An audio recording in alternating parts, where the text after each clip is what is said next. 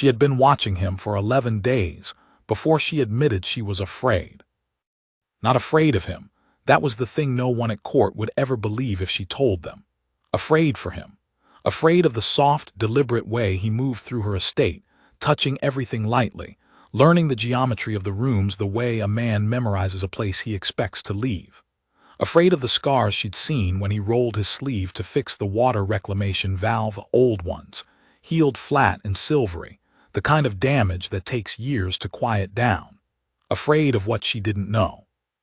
Kelvira, third princess of the Sorathi conclave, had taken a human husband 8 months ago at the urging of no one. That was the other thing no one at court would believe. He'd come as part of a diplomatic census, one of 7 humans selected by the conclave's border office to participate in what the official documents called cultural integration assessment. What that meant in practice was that 7 humans were brought to Sorathi space, given quarters, given stipends, and watched carefully by people who were deciding whether humanity was worth talking to. Kelvira had been assigned 3 of them to observe. She discharged the first 2 back to the transit hub within a week. The third had stayed. His name was Davin Rees. He was 31 years old by Earth calendar. He had gray at his temples that he was too young to have. He spoke Sorathi with an accent that her younger sister called barbaric and her grandmother called interesting. He had asked Kelvira, on the 4th day, if the color notation system in her estate's data ledgers was hers personally or a conclave standard, because if it was hers personally, he thought she might enjoy a different approach that would save her approximately 40 minutes of input time per cycle. She had told him it was the conclave standard. He had said, "Oh," and returned to reading. She had asked him to show her his method the following morning. 8 months later, they were legally bonded under both Sorathi compact law and what remained of Earth's interstellar treaty framework, which amounted to a clause in a document no one had read in 6 years. They lived in her family's secondary estate on the border world of Vain Athos, which was quiet and warm and very far from the conclave's central court, which was the point. Kelvira was the 3rd princess and had always been the sort of person who found the center of things exhausting. Davin, for his part, had said the quiet suited him. He had said it simply, without explanation, and she had not pushed. She should have pushed. She understood that now, standing in the upper observation bay while the night side of Vain Athos spread below the hexagonal roof panels, the solar collectors ticking softly as they drew the last angle of sunlight across the ridge. The estate was a 6-sided structure her mother had built on a basalt shelf above the valley, modern, efficient, beautiful in a spare way that Sorathi architecture rarely allowed itself to be. Davin had approved of it immediately. He had run his hand along the edge of one of the solar fins on the first morning and said, "Smart design. The angle accounts for the axial tilt." She had felt unreasonably pleased. Now she stood watching the sky go dark and thinking about the message. It had come in through a secondary relay channel, buried in a maintenance ping, formatted to look like noise. She had only caught it because the estate's monitoring system flagged anomalous packet structures, and she had opened it out of curiosity, and then she had stood for a long time with the decoded text on her screen and tried to understand what she was reading. The message was not addressed to her. It was addressed to him. It was in a cipher she didn't recognize, but the estate's translation matrix had taken 17 minutes to crack it, longer than anything she'd seen it struggle with, and when it finished, what came out was 8 words in a dialect of Gaeling trade pidgin, so old it was practically archaeological. "We know where you are. We are coming." She had not told him. She had gone downstairs and found him in the equipment shed at the east end of the estate, lying on his back under the water reclamation manifold with a hand torch and a wrench, fixing something that had been making a grinding noise for 3 days. He'd fixed it by the evening of the 2nd day but had continued tinkering, which she now understood was what he did when he was thinking. She had stood in the doorway and watched the torch light move across the pipes and listened to him hum something low and tuneless, and she had said nothing. That had been 6 days ago. She had spent those 6 days watching. The first thing she noticed was that he never sat with his back to a door. She had always assumed this was a human custom she didn't know about. Sorathi had their own spatial courtesies, their own unspoken geometry of rooms, but she started paying attention, and she realized it wasn't consistent across all humans she'd encountered. Her cousin's human research partner sat with his back to doors all the time. Davin never did. Not once. Not in their eating room, not in the outer gallery, not at the work desk in the study where he spent his evenings translating technical documents for the Conclave's archive project. The second thing she noticed was that he checked the perimeter. She had thought it was a form of insomnia at first. He rose an hour before the dawn cycle twice a week and walked the outer circuit of the estate's solar fins, equipment sheds, the gate at the Ridge Road, the livestock enclosure, the sensor array post. She had assumed he was managing anxiety the way humans apparently did with movement. But she timed him one morning and he was precise. 44 minutes every time. The same route in the same order. Not restless pacing. A check. The third thing she noticed was the storage chest under their bed. She had not opened it. She knew it was there because she had asked him, early in their time together, about a particular weight imbalance in the flooring, and he had told her calmly that there was a chest under the sleeping platform, that it was secured, and that he would appreciate it if she gave him notice before she wanted to access the space beneath. She had said of course, and had thought nothing of it until now. Now she thought about it constantly. On the 7th day after the message, Kelvir awoke before the dawn cycle and found his side of the sleeping platform empty. She found him in the kitchen, standing at the narrow window that faced the Ridge Road, with a cup of something hot in both hands. He was watching the dark. She stood in the doorway. He said without turning, "The relay pinged anomalous last night." She didn't answer. He turned. He looked at her for a moment with those gray-at-the-temples eyes that she had spent 8 months learning to read and still couldn't, quite, and then he said, "How long ago did it come in?" 13 days, she said. He nodded slowly, the way he did when he was processing something he had already half anticipated. He set down the cup. "How many?" he said. The message didn't say. The anomalous ping last night suggests 3 separate signature clusters. Could be 1 ship each, could be more.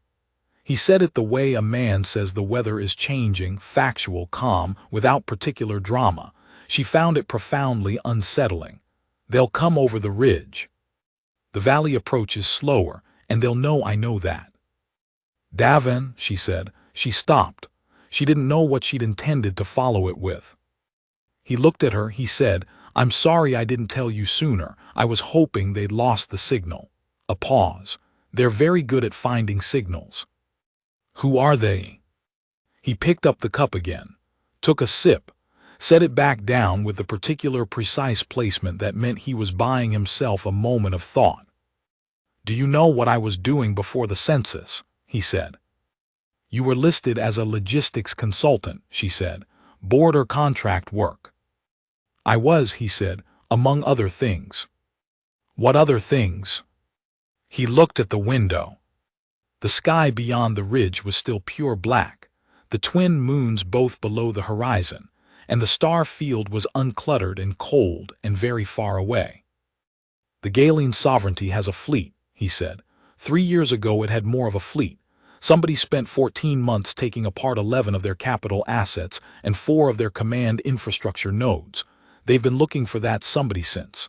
He looked back at her. The Veth Combine has a standing bounty on a human operative who disrupted their extraction contracts in the outer band. The bounty has been active for 2 years. He set down the cup one more time. The Duro Collective put out what they call a silence warrant 18 months ago. That's not a bounty. That's an instruction to affiliated parties that a particular entity's continued existence is considered an active threat, and should be resolved. She stared at him. "You're not a logistics consultant," she said. "I am," he said. "I'm very good at it. I also used to be several other things." He paused. "I retired, that's genuine. The census was genuine. I volunteered for it because I wanted to be somewhere I wasn't on any operational map. And then I met you and—" He stopped. He looked slightly uncomfortable, which was not an expression she had ever seen on him before. It seemed like it might work, being here, being this. "You thought marrying a Sorathi princess would hide you." "I thought marrying you specifically would be worth the risk of being found," he said. He said it quietly, without the tonal weight of a declaration, the way he said everything like he was reporting a fact. She felt it land in her chest anyway. "I miscalculated. I'm sorry." She was quiet for a moment. Then she said, "Show me the chest." He showed her the chest. She had imagined weapons. She had imagined the kind of arsenal a spy maintains, sleek things, purpose-built, the tools of a specific trade. What was in the chest was not that. It was methodical in a different way, the way a craftsman's workshop is methodical. There were weapons, yes, 2 sidearms she didn't recognize the make of, and something that was either a long-range precision instrument or a signaling device. She couldn't tell. But there were also components and tools and folded documents that turned out to be hand-drawn maps when she unfolded them, and a set of small objects wrapped in cloth that turned out to be medallions of some kind, and at the bottom, a photograph. It was printed on actual physical paper, which was so unusual she stared at it for a moment before she processed what it showed. A group of 8 humans in what looked like desert terrain, under an orange sky that was not Earth's. They were all young. Davin was in the back row on the left. He looked perhaps 22.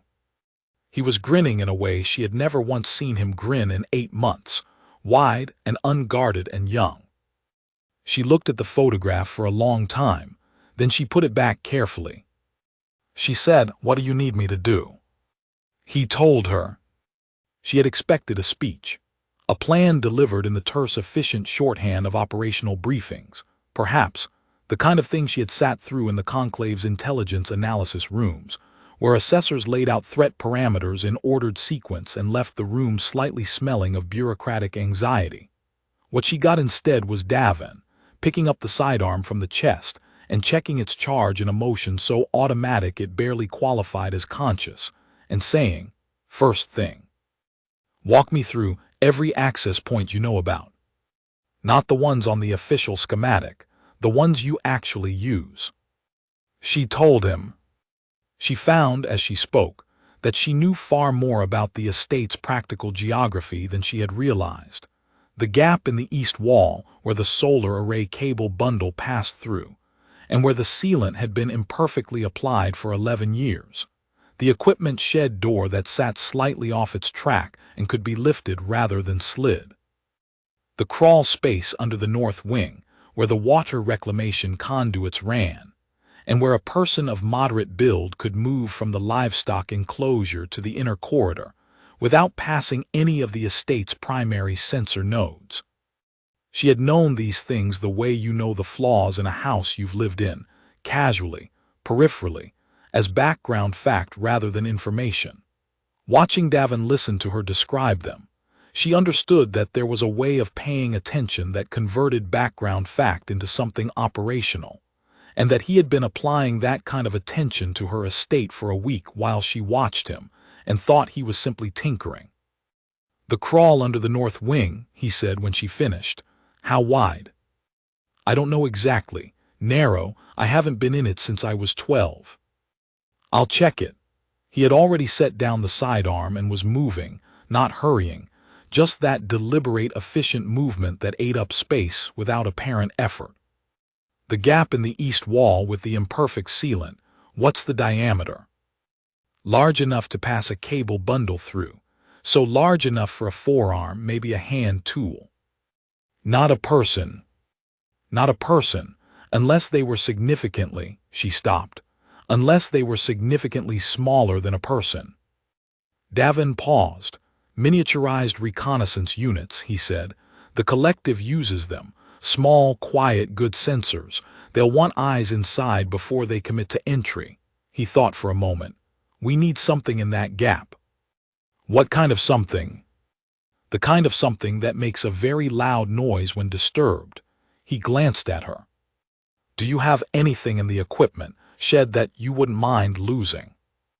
The next 2 hours were among the strangest of Kelvira's life, and she had spent 3 of the last 8 months navigating the conclave's court during the succession council hearings, which had not lacked for strangeness.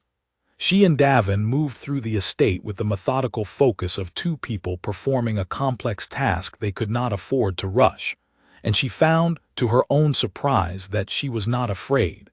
She was something else. Alert in a way that felt clean and focused, all the ambient noise of ordinary thinking stripped away, the estate around her suddenly more real and more specific than it had ever been. The estate had 6 points of access if you counted the solar array maintenance crawl, which most people didn't, and 2 of those 6 were defensible from a single position if you were willing to sacrifice mobility. Davin was not willing to sacrifice mobility.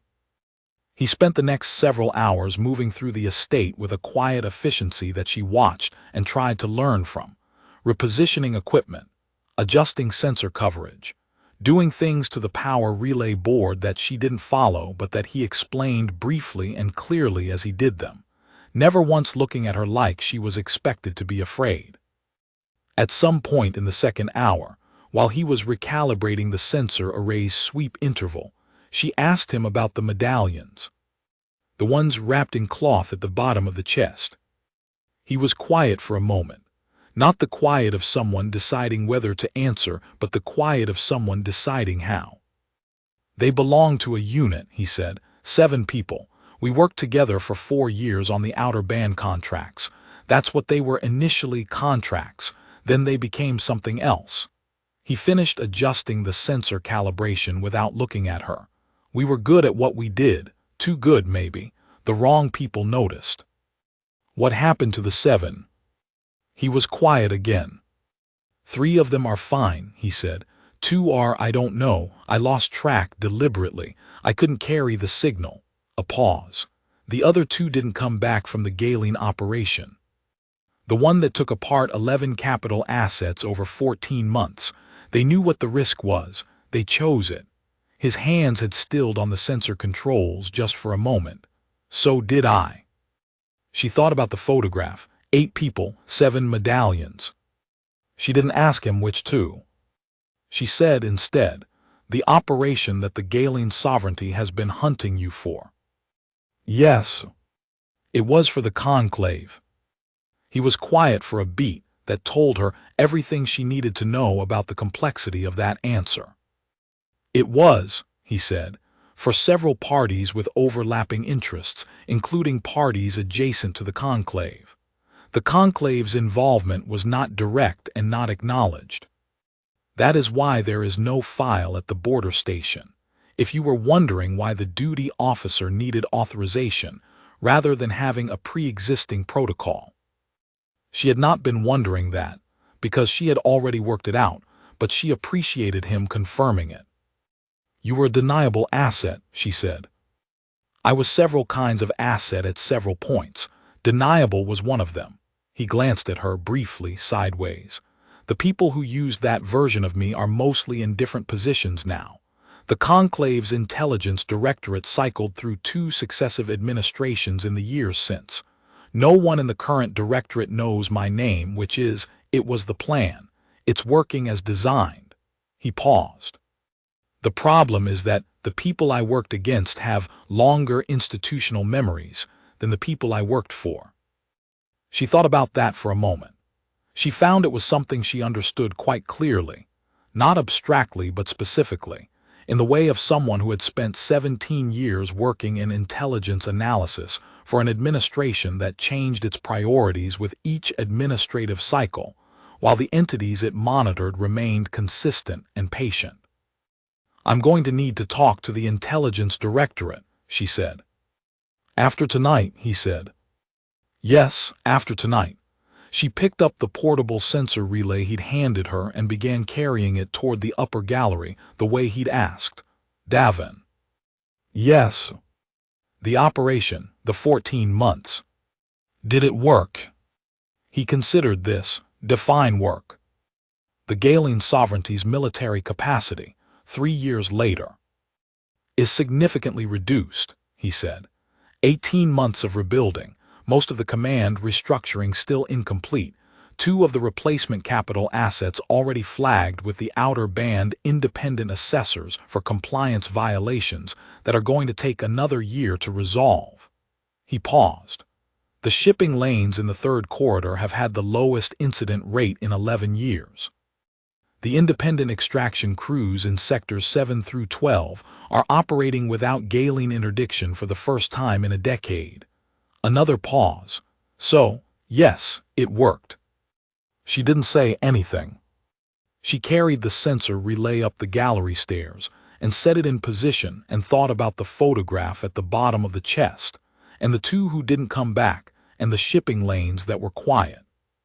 She called her security chief at the Conclave's border station. The station was 4 hours out at standard transit. She explained the situation in the clipped, formal language the security office responded to and requested priority response.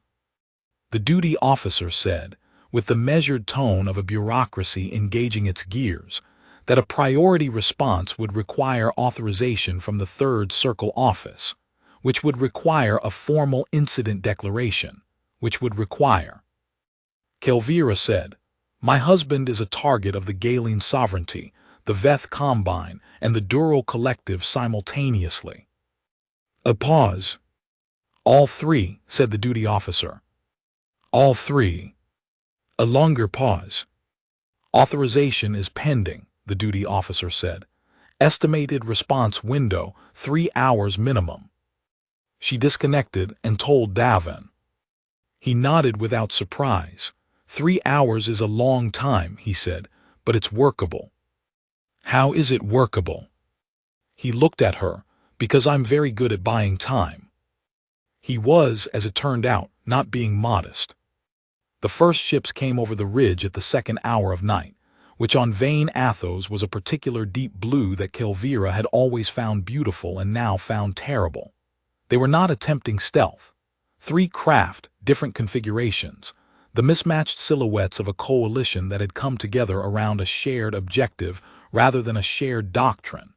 The Galen vessels were sleek and narrow, built for speed and suppression. The Veth ship was heavier, an extraction platform which told her something about what they intended. The 3rd configuration she didn't recognize. Davin, looking at the sensor display, said, "That's the Collectives, newer than I expected." He sounded faintly impressed. "They upgraded." "How many personnel?" Galen typically runs lean 5 to 8 per craft. Veth extraction teams are 12 to 15. The Collective varies. He tilted his head slightly. "Call it 35 conservatively." "Against 1 person." "Against 1 person and a very well-designed estate." He glanced at her, "and against someone who has been expecting them." She looked at the sensor display and felt something she had not expected to feel.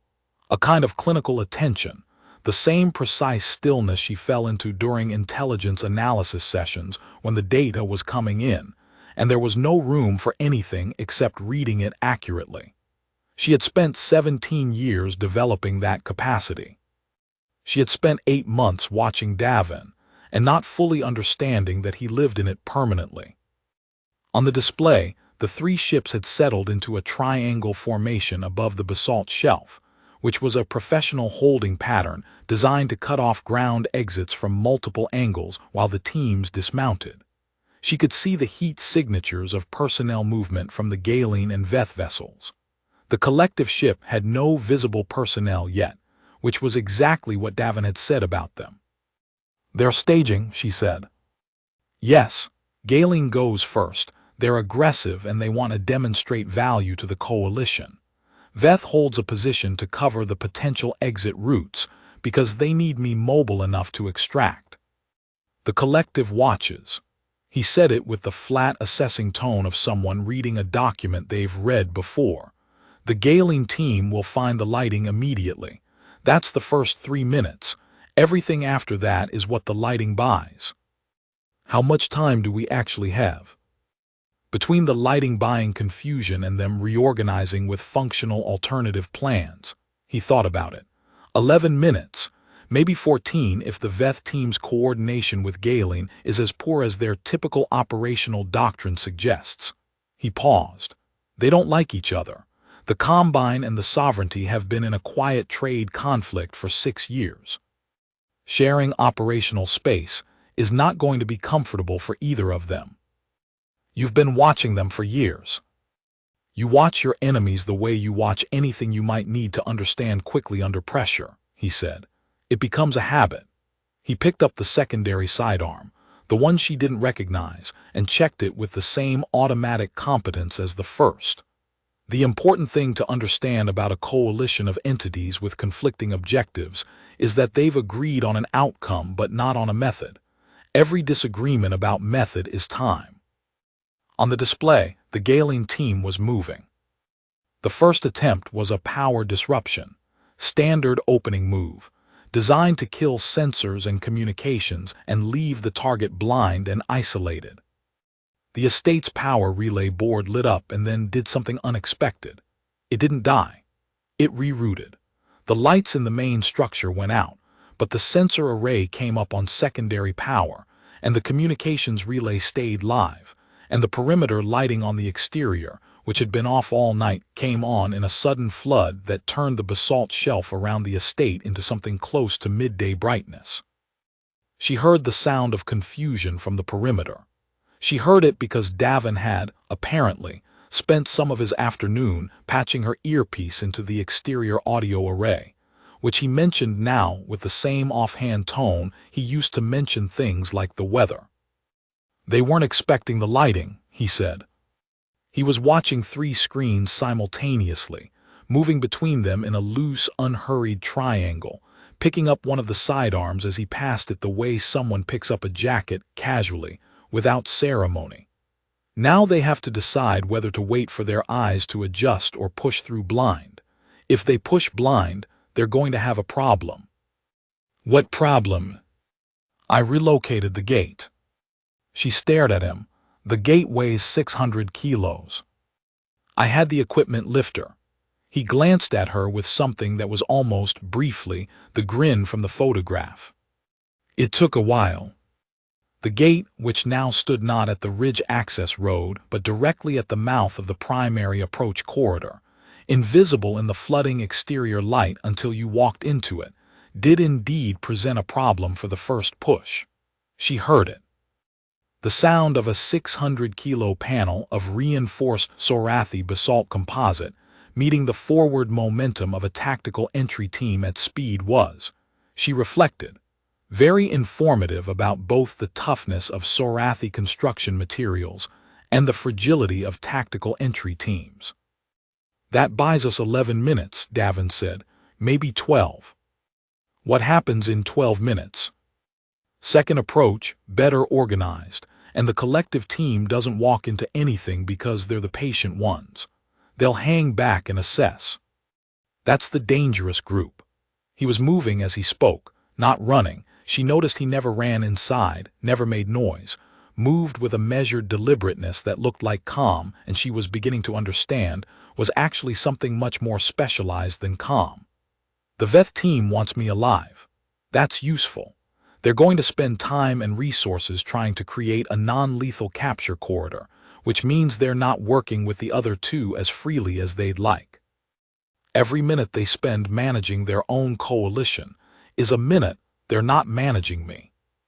You're playing them against each other. I'm allowing their conflicting objectives to create friction, he said. I didn't have to engineer it. I just have to not get in the way of it. He paused at a junction in the inner corridor and put his hand flat against the wall. She wasn't sure why until she realized. He was listening. There was a sound from the east end, from the equipment shed, a subtle vibration, someone attempting the maintenance crawl. The crawl, she said. I know. He didn't move toward it. If I move toward it, I'm predictable. I let them close the crawl and redirect me toward the primary. If I stay unpredictable, he stopped. He looked at a section of wall that she would have described from living here for 3 years as a wall. He reached out and pressed a point on it that was, she now realized, not actually seamless. The wall panel opened. She said, "What is that?" "Service conduit. Your mother put them in during construction. The estate design has 6 of them there in the original architectural documents, but the copies at the conclave registry are in a filing system so old that the search index doesn't cover documents from that decade." He glanced at her. "I found them in your estate's own storage archive. Took me about a week." She thought about 11 days of watching him move through her estate, touching everything lightly. She said, "You were memorizing it." "I was hoping I'd never need to," he said. He looked at her directly, and for the first time that night she saw something in his face that was not calm, something older than calm, something that had been doing the work of calm for a very long time and was tired. "I want you to go to the inner core.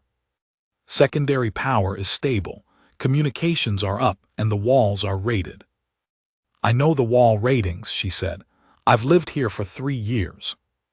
"Then you know the inner core can hold against anything short of a capital-grade strike for about 2 hours." "I know," she said. "I'm not going." He looked at her. "You're not trained for this," he said. "I'm not saying that as I'm not dismissing you. I'm saying that I've spent a long time building a very specific kind of competence, and you haven't, and that is not a flaw, it is simply a fact, and in a situation like this the fact matters." "I know my estate," she said. "You spent a week learning its corridors. I've spent 3 years living in them. If you tell me what you need, I can give you a version of this that you cannot do alone." He held her gaze. She held it back. She had spent 8 months learning that Davin Rees communicated the most important things not in words but in what he did with his attention, where he looked, how long, what he permitted himself to see. He was seeing her now. Fully, carefully, the way he'd seen the solar fin on the first morning. He said, "The sensor array controls are on the upper gallery. I need the exterior lighting on a rotation, not static, rotating, so their eyes never fully adjust. Can you do that?" "Yes." "And I need you to keep the communications relay live. Whatever happens, don't let them interrupt that signal." "Yes." "And if something goes wrong?" "It won't," she said.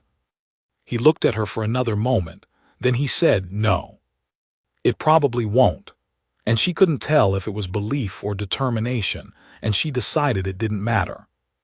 She went to the upper gallery. The next 50 minutes were the longest of her life, and also, in a way she would spend years trying to articulate, the most clarifying. She managed the lighting from the upper gallery controls, running the rotation through 8 frequencies in a pattern that gave no consistent shadows, that made the estate exterior a constantly shifting problem for anyone trying to cross it. She watched on the sensor display as the 3 approach teams worked the perimeter and kept finding the geometry wrong. The light, the relocated obstacles, the simple fact that the estate was built in hexagonal sections that bounced sound and deflected line of sight in ways that clearly weren't matching whatever briefing they'd been given. She kept the communications relay live. She did it by rerouting it 3 times as the Galen team located and attempted to disable the antenna linkages, because she knew where the redundant couplings were, and they didn't. And there was a particular satisfaction in watching a suppression team fail at suppression, because a woman who had grown up in this building understood its skeleton better than any briefing document. She heard Davin through the earpiece, not often, not narrating, but occasionally. A direction given in 2 or 3 words, a position reported, once a sound she couldn't identify followed by a long silence, and then his voice saying, "Still here," in a tone that was so steady it frightened her more than silence would have. The Galen team broke into the main structure through the south face. She watched it on the sensor display and felt a lurch in her chest. Davin was in the north section, which meant he was not in the path of the breach, which was either a good sign or a sign that they'd figured out where he was and were encircling. She was about to say something into the earpiece when the South Face breach team walked directly into the dark. Not the dark of the room. The dark she'd spent 3 years knowing, and one of the service conduits Davin had found in a week and spent 6 days thinking about.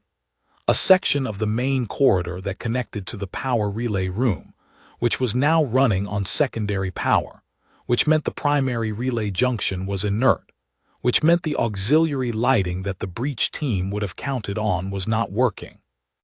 And the corridor was not the corridor shown on any briefing document, because the filing system at the Conclave Registry didn't cover documents from that decade. She didn't hear what happened in the dark. She heard the result, which was a team that had entered looking for a target and exited considerably faster, -3 members. Through the earpiece, very quietly, Davin's voice, up to about 40 minutes. She exhaled, the collective. Waiting, they're good, they're going to try the crawl again. A pause. I need you to do something that is going to feel wrong. Tell me. The East equipment shed the power coupling for the solar array feed. There's a manual isolation switch on the secondary trunk. It's the red handle. You'll see it when you're facing the board. I need you to pull it for 90 seconds and then restore it. She stared at the gallery. That will take out the sensor array. For 90 seconds, yes. We'll be blind. They'll be blind too, he said, and I know where I am. She thought about this for exactly 3 seconds. Then she said, tell me when. He told her when. She pulled the switch. The sensor display went dark and the estate went quiet in a particular way that was the absence of the hum she'd never fully noticed and now noticed completely. And she stood in the dark upper gallery of her mother's hexagonal desert estate on the basalt shelf above the valley of Vain Athos and counted. At 60 seconds she heard something from the east end. At 70 she heard a sound she had no reference for and didn't want to think about too hard. At 90 she restored the switch and the displays came back up and she looked at them and said, into the earpiece, the east approach is clear. Yes, said Davin. A pause. She said, are you hurt? A little, he said, it's fine. That is not a useful description. I know. I'll explain it more specifically later. Right now I need to deal with the collective. The collective team was patient and they were good, and they had spent the last 40 minutes watching and reassessing while the other 2 groups failed, and Kelvira understood now why Davin had called them the dangerous ones. They came from 3 angles simultaneously when they moved, which was professional and nearly undefeatable against a single defender. Nearly. She saw it beginning on the sensor display, the 3 collective signatures splitting and beginning to arc in wide curves around the estate's perimeter, the kind of simultaneous flanking approach that worked by eliminating angles of retreat. They were quiet about it. She noted their speed compared to the Galing teams, slower, more deliberate, better interval spacing. These were not people who had been briefed on Davin Rees and underestimated what that meant. These were people who had been briefed and taken it seriously. Through the earpiece, very low, they're moving. I see them, she said. The lighting rotation, can you add a 4th frequency? Something that pulses rather than holds. She looked at the gallery controls. She had been running 8 frequencies on rotation for the last 50 minutes, and she understood the panel well enough now that adding a pulse pattern was 30 seconds of work. She did it. On the display, the collective's advance hesitated slightly, all 3 signatures adjusting small corrections but corrections. The pulse was throwing off the visual rhythm they'd been calibrating to. That's good, Davin said. Keep it. She kept it. She watched the 3 signatures resume their arc and thought about what Davin had said about hexagonal structures, no straight corridors, no consistent sight lines. She had grown up with that knowledge as architecture, and he had converted it into strategy in a week. She wondered, for a moment that she carefully set aside for later, what else he had converted. The collective team reached entry points on 3 sides of the estate simultaneously, which was genuinely impressive coordination.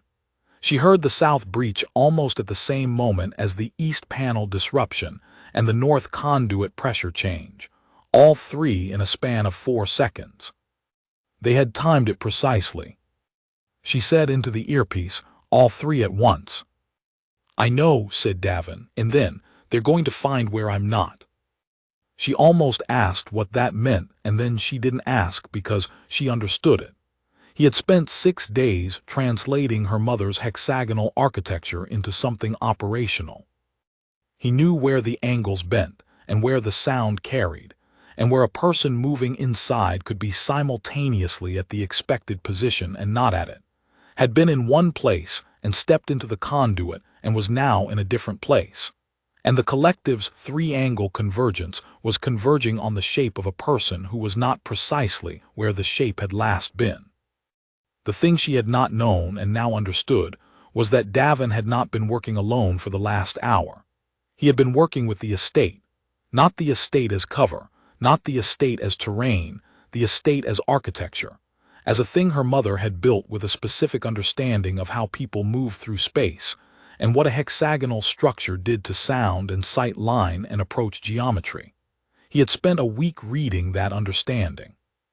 He had spent 6 days translating it into something operational. The collective team knew where one person was. They moved on 3 angles toward one person. They did not account for a person who had built their defensive position around the fact that a hexagonal structure has no straight corridors and no consistent sight lines, and the person inside it who has memorized the angles can always be somewhere the person outside expects him not to be. She watched it on the sensor display, 3 icons converging on a point where Davin was not, and then a period of very rapid repositioning from all 3, and then 2 of the 3 icons stopping, and the third one moving in a direction that suggested retreat, and then stopping.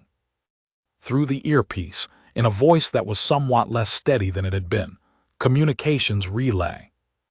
"Live," she said, "has been live the whole time." "Good," a breath, "good." Silence. Then Kelvira. "Still here. I need you to come down to the central junction, ground level." A pause, slowly, check the corridor. "Are you?" "I'm at the central junction. Come check the corridor." She came down slowly. She checked the corridor, it was clear. She found him at the central junction, sitting against the wall with one leg extended, and the sidearm resting across his knee and his hand pressed to his side, which was where the blood was coming from. She crossed the distance between them at a pace that was not slow. "I said a little," he said, which was apparently what passed for humor in whatever school of understatement he'd attended. "You are bleeding onto my mother's floor," she said, which was not what she'd intended to say, but she was kneeling next to him now and opening the medical kit from the wall cabinet, and her hands were very steady, steadier than she would have predicted, and she supposed her voice was taking up the emotion her hands were refusing. "It's a graze," he said. "The collective operative was very precise, actually. I have some respect for that." He watched her work. "They'll regroup, we have." 19 minutes, she said. "The security response will be here in 19 minutes. I've been tracking the transit signal." She pressed the sealing compound to the wound and felt him go very still, not flinching, just absorbing it. The duty officer sent 3 cutters and a suppression team. The moment they enter Vane Athos orbital, the 3 factions out there are going to have to make a decision about whether their objective is worth engaging a Sorathi military response. "It's not," he said. "None of them want that. The Galen sovereignty has trade agreements with the Conclave. The Combine doesn't have the tonnage. The collective has a long-game strategy that doesn't benefit from." He paused. "You called this in before you knew about the factions." I called it in 13 days ago, she said, when I decoded the message, before I told you. He was quiet for a moment. You decoded it yourself, he said. It took me 4 days. The cipher was genuinely difficult. She smoothed the sealing strip and sat back on her heels and looked at him. I've been working in conclave intelligence analysis since I was 19. I'm the third princess. No one expects anything from the third princess, which means I've had 17 years to develop competencies that are not on any briefing document. He looked at her. Something moved through his face that was complicated and quiet, and she thought she recognized it because she had seen it before, not on him, but in the photograph, in the faces of the 7 young people standing on an orange-skied world, in the particular expression of people who are not used to being known. He said, "The census." "Yes. You selected me." "I assessed all 7 candidates," she said. "I discharged the other 2 for reasons I documented." "The reasons I documented were not the primary reasons." She held his gaze. "I wanted to know who you were. And now you know." She thought about the chest, the maps, the photograph, the precise 44-minute perimeter walk, the way he'd sat in the kitchen in the dark watching the ridge road with both hands around a cup of something hot, already knowing. "Now I know some of it," she said. "I expect to keep finding out." He looked at her for a long moment. Then, slowly, with the deliberateness of a man who does everything deliberately, he reached out and put his hand over hers where it rested on his knee. "I'm sorry," he said, "for not telling you sooner." "You were hoping they'd lost the signal," she said. "I was hoping to not be this," he said, "in front of you. Whatever this is. What do you think this is?"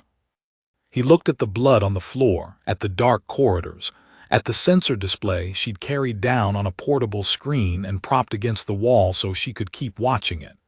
He looked at the 19, now 16 minutes remaining on the transit tracker. He looked at her. "I think it's what I actually am," he said, "which is what I was trying to put somewhere out of the way." "You can't put it out of the way." "No." "Then we deal with it in the way," she said. "Together." She looked at him steadily. "That is how this works, Davin. That's what the compact means. Not the legal document, the actual compact. You understand?" He looked at her for a long moment. Then he said, "Yes." And it was one syllable and very quiet, and it meant a great deal more than one syllable, and she chose to accept it as the beginning of something rather than the resolution of something. 14 minutes later, the Conclave security cutters entered Vane Athos orbital space and began their approach, and every hostile ship above the ridge road made exactly the calculation Davin had predicted. The objective was not worth it. They withdrew, not quickly, not in retreat, in the measured repositioning of organizations that have long games to protect. She watched them go on the sensor display. In the silence that followed, she heard the estate settle around them, the tick of the solar fins resuming their proper angle as the crisis lighting faded, the hum of the primary power relay coming back online, the small sounds of a well-built structure returning to itself. She helped Davin stand. He was heavier than she expected, or perhaps she had never had occasion to notice. He put a hand on the wall for balance and did not apologize for it, which she appreciated. They walked together to the front face of the estate, the one that looked across the basalt shelf toward the valley, and she pushed open the main panel, and they stood in the open air of Vane Athos and watched the security cutters descend in formation, their running lights making 3 bright lines in the pre-dawn dark.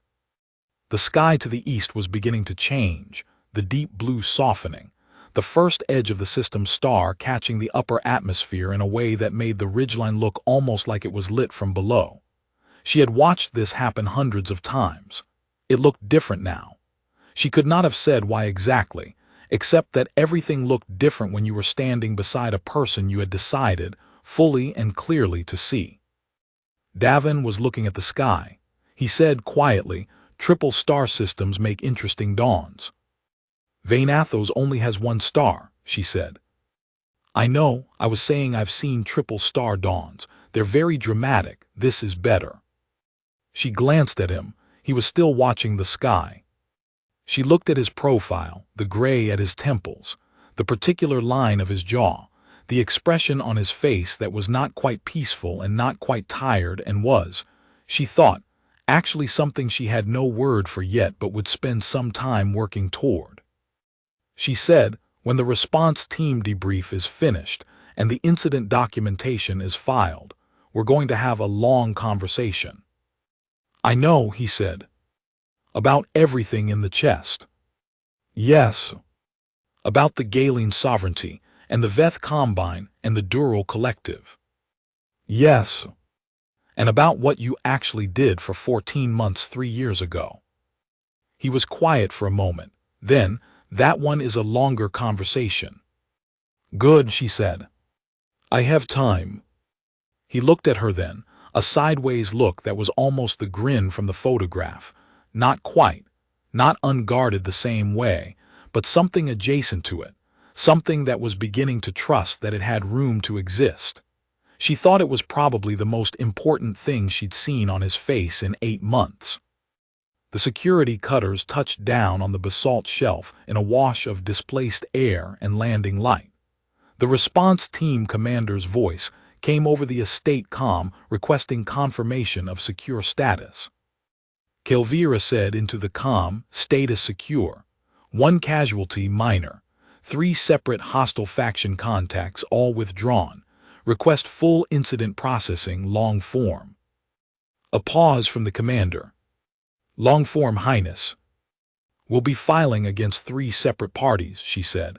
Galeen Sovereignty, Veth Combine, and the Dural Collective, simultaneously.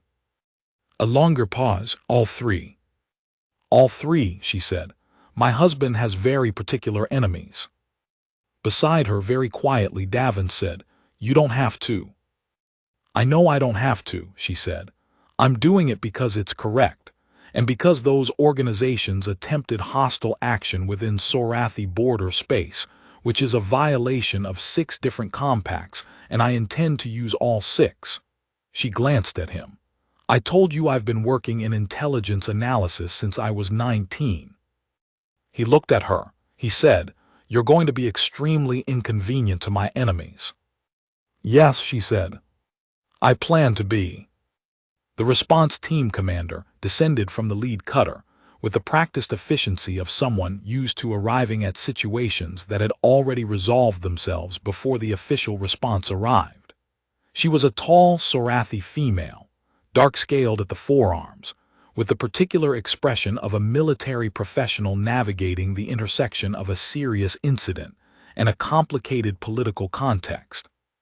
She introduced herself as Commander Vethsari of the 3rd Border Suppression Corps, and she looked at the estate, the exterior lighting still blazing, the relocated gate sitting at the mouth of the approach corridor, the scorch marks on the east shed exterior, the security team already fanning out to document the physical evidence. And she said, in a carefully neutral tone, Your report indicated 3 separate faction contacts. That's correct, Kelvira said. The commander looked at Davin. Davin was leaning against the estate's outer wall with his hand pressed to his side, and the sidearm back in its holster, which he had done the moment the conclave transponders registered on the sensor display, as if someone had thrown a switch. He looked, the commander's expression suggested, like someone who had been in a significant engagement and had arrived at its conclusion without the assistance of the response team that had traveled 4 hours to provide assistance. The Galeen sovereignty, the commander said, looking at the evidence markers her team was placing. Yes, Kelvira said. The Veth Combine. Yes. And the Dural Collective. The Dural Collective's team was the most professionally executed of the 3, Davin said. He said it with what Kelvira recognized as genuine professional acknowledgement rather than irony, which she noted the commander did not quite know what to do with. Their entry point selection was excellent. If I hadn't had the service conduits, I would have had a more interesting time of it." The commander looked at him for a long moment. Then she looked at Kelvira. "Third princess," she said, "I'm going to need a full account." "Yes," Kelvira said. "I'll also need a secure channel to the Intelligence Directorate, not the border station's general relay, a secure channel specifically to the Directorate's Active Operations Desk, which operates independently and does not route through the Third Circle authorization system." She held the commander's gaze. "I have information relevant to current operational posture in the outer band that needs to go to the right people directly and without delay. My husband has context that the Directorate lacks, and that lack is creating a security gap that allowed tonight to happen." The commander absorbed this with the careful stillness of a professional who has just understood that the incident she arrived to document is approximately 3 levels more complicated than the incident she was briefed on. "I'll arrange the channel," she said. "Thank you," Kelvira glanced at Davin. "And someone should look at his side. He says it's a graze and he's constitutionally incapable of accurately assessing his own injuries." "I've been accurately assessing my own injuries for." "You told me it was a little," she said. "That is not an assessment, that is a rhetorical position." Davin looked at her. Something moved across his face that was, she thought, in the vicinity of appreciation, not gratitude exactly, more like the recognition of an equal, which was something she had a feeling he had not experienced often enough. He said to the commander, "The princess is correct. I should have medical attention." The commander dispatched a medic with the slightly dazed efficiency of someone managing a situation that keeps revealing new dimensions. Kelvira watched the medic begin the examination and felt the particular quiet that comes after sustained high alertness, the way a ringing disappears and leaves a silence that is somehow louder than the sound that preceded it. She looked at the estate, at the exterior lighting, still blazing in its pulse rotation pattern that she hadn't turned off yet, at the gate sitting at the wrong end of the approach corridor, at the solar fins beginning to track the first light of dawn across the basalt shelf. Her mother had built this estate 30 years ago on a border world far from the center of things, because her mother had also found the center of things exhausting, which was a family trait she had never adequately appreciated until now. Her mother had built it hexagonal because she had studied architectural acoustics and understood that a hexagonal structure distributed load differently from a rectangle, was stronger at its joints, bounced sound in patterns that made it feel larger than it was. She had put in the service conduits because she had grown up in a house without them and found it inconvenient when the utilities needed maintenance. She had not built any of it to be a defensive system.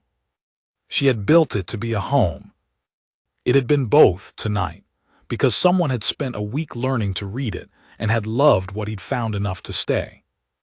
The dawn came fully over the ridge then, the way it always did on Vane Athos, not gradually, but in a moment, a shift, the light crossing the basalt shelf in one clean sweep and turning the hexagonal estate into something that glowed at its edges, every solar fin catching the angle exactly as designed.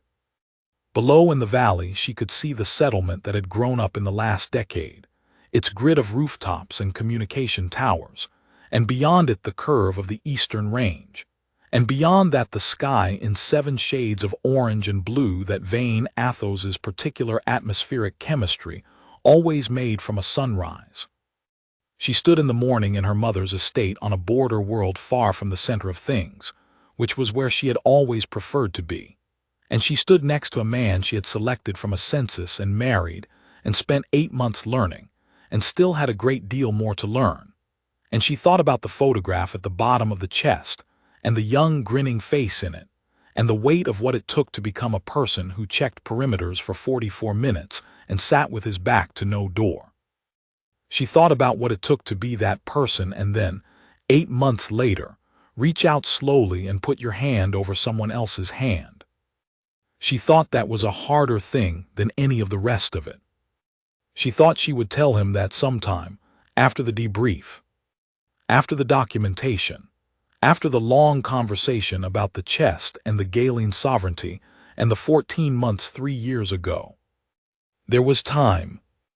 They went inside together, Davin moving a little carefully, her hand near but not quite at his elbow, the morning coming through the east-facing panels in long horizontal lines, and the estate systems resuming their ordinary sounds, the solar array ticking through its angles, the water reclamation manifold doing something in the east shed that was once again making a grinding noise, which would keep him busy for another 2 or 3 days, and, she now understood, mean that he was thinking.